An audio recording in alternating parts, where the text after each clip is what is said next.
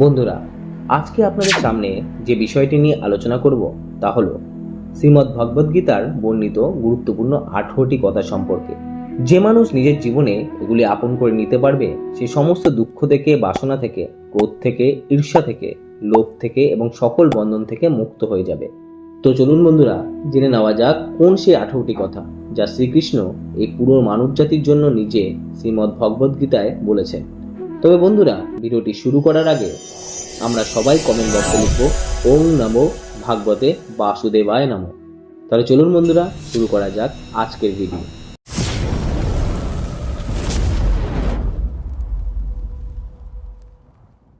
প্রথম কথাটি হলো আনন্দ প্রত্যেক ব্যক্তির নিজের ভেতরেই অবস্থান করে, কিন্তু মানুষেরা এই আনন্দকে স্ত্রীদের মধ্যে, নিজের বাড়িতে তথা বাহ্যিক জগতে খুঁজে বেড়াচ্ছে।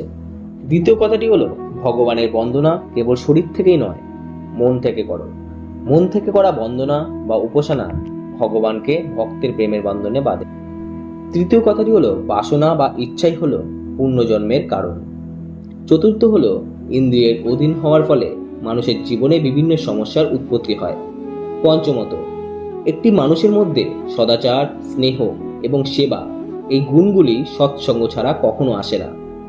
ষষ্ঠত, নিজের পোশাক পরিবর্তনের প্রয়োজন নেই, এর থেকেও বেশি প্রয়োজন নিজের হৃদয় বা মনকে পরিবর্তন করা।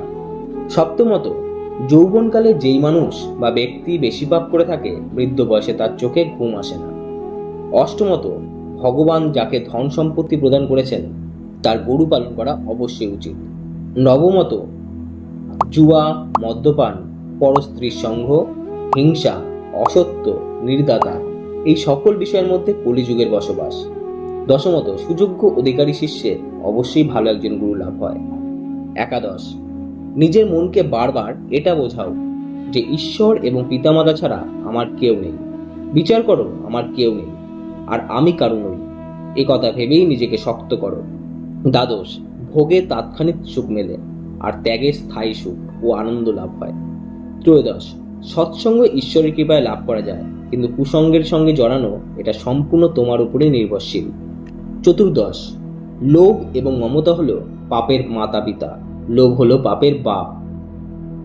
পঞ্চদশ, একজন স্ত্রীর ধর্ম হলো রোজ তুলসী এবং পার্বতীর পূজা করা। ষোড়শ, মন এবং বুদ্ধির ওপর বিশ্বাস করো না, এরা বারবার ধোঁকা দেয়। নিজেকে নির্দোষ মনে করা সব থেকে বড় দোষ।